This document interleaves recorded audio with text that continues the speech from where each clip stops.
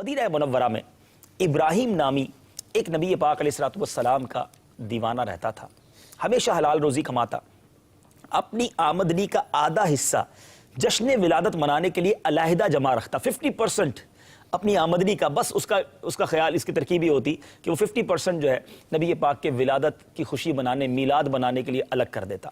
ربیع النور شریف کی جب آمد ہوتی تو دھوم دھام سے، مگر شریعت کی باؤنڈری میں رہ کر، شریعت کے دائرے میں رہ کر جشن ولادت مناتا، اللہ عز و جل کے محبوب صلی اللہ علیہ وسلم کے ایصال ثواب کے لیے خوب لنگر کرتا، اچھے اچھے کاموں میں اپنی رقم خرچ کرتا۔ اس کی زوجہ محترمہ بھی پیارے آقا علیہ السلام کی بہت دیوالی تھی اور ان کاموں میں مکمل تعاون کرتی۔ زوجہ کی وفات ہو گئی مگر اس دیوانے کے معمولات میں فرق نہ آیا۔ اب ایک دن اس نے اپنے بیٹے کو وصیت کی کہ بیٹے آج رات میری وفات ہو جائے گی، میری تمام تر پونجی میں 50 درہم اور 19 گز کپڑا ہے، آج رات جب میرا انتقال ہو جائے تو کپڑا تجہیز و تکفین پر صرف کرنا اور رہی رقم تو ہو سکے تو اسے نیک کام میں خرچ کر دینا۔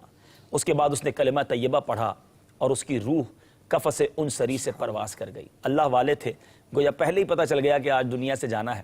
بہرحال بیٹے نے بھی حسب وصیت والد کو سپرد خاک کیا۔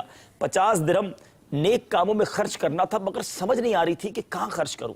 اسی فکر میں رات جب سویا تو کیا دیکھا کہ قیامت طاری ہے، نفسا نفسی کا عالم ہے اور خوش نصیب لوگ جو سوئے جنت رواں دواں ہیں مجرموں کو گھسیٹ کر جہنم کی طرف لے جایا جا رہا ہے۔ اور وہ کھڑا خواب ہی کے عالم میں تھر تھر کانپ رہا تھا کہ اب نہ جانے میرے بارے میں کیا فیصلہ ہوتا ہے۔ اتنے میں غیب سے ندا آئی کہ اس نوجوان کو جنت میں جانے دو۔ اب وہ خوشی خوشی جنت میں داخل ہو گیا، سیر کرنے لگا جنت کی۔ 7 جنتوں کی سیر کرنے کے بعد جب 8ویں جنت کے قریب پہنچا تو وہاں داروغہ جنت حضرت رضوان نے فرمایا اس جنت میں صرف وہی داخل ہو سکتا ہے جو ماہ ربیع النور میں ولادت مصطفیٰ صلی اللہ تعالی علیہ وسلم کی خوشی مناتا ہے۔ یہ سن کر سمجھ گیا کہ اگر واقعی ایسی جنت میں کوئی جگہ بھی ہے، اسپیشل پلیس ہے جو میلاد منانے والوں کے لیے، تو کہا میرے والدین تو یہاں ضرور ہوں گے۔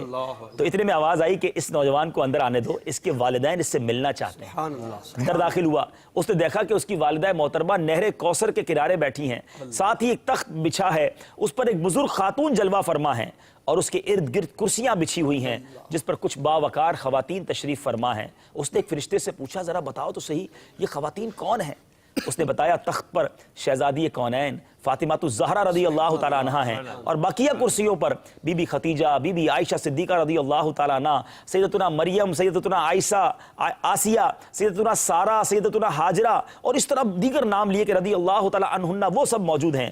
بڑی خوشی ہوئی، آگے گیا تو دیکھتا ایک بڑا عظیم تخت ہے، سرکار مدینہ قرار قلب و سینہ صلی اللہ تعالیٰ علیہ وسلم اپنا چاند سا چہرہ چمکاتے ہوئے وہاں رونق افروز ہیں، ارد گرد کرسیاں بچھی ہیں، خلفائے راشدین جلوہ فرما ہے، دائیں طرف سونے کی کرسیوں پر انبیاء کرام علیہ السلام رونق افروز ہیں، بائیں طرف شہداء کرام موجود ہیں۔ اتنے میں اس کے والد مرحوم ابراہیم نبی پاک علیہ السلام کے قریب ہی جھرمٹ میں نظر آ گئے۔ والد صاحب نے اپنے لخت جگر کو سینے سے لگایا، بہت خوش ہوئے اور اب اس نے سوال کیا کہ ابا جان آپ کو یہ عالی شان مرتبہ کیسے حاصل ہو گیا؟ فرمایا الحمدللہ یہ جشن ولادت منانے کا صلہ ہے۔ اس کے بعد اس نوجوان کی آنکھ کھل گئی، اب صبح ہوئی، اب اس نے کیا کیا؟ اپنا مکان اونے پونے داموں بیچا، والد مرحوم کے بچے ہوئے 50 درہم کے ساتھ اپنی ساری رقم ملا کر طعام کا اہتمام کیا، علماء اور صلحاء کی دعوت کی۔ اس کا دل دنیا سے اچاٹ ہو چکا تھا، چنانچہ مسجد میں عبادت اور اسی کی خدمت میں مشغول رہنے لگا اور اپنی زندگی کے بقیہ 30 سال اسی طرح گزار دیے۔ بعد وفات کسی نے اسے خواب میں دیکھ کر پوچھا کیا گزری؟ بولا مجھے جشن ولادت کی برکت سے، جشن ولادت منانے کی برکت سے جنت میں اپنے والد مرحوم کے پاس پہنچا دیا گیا۔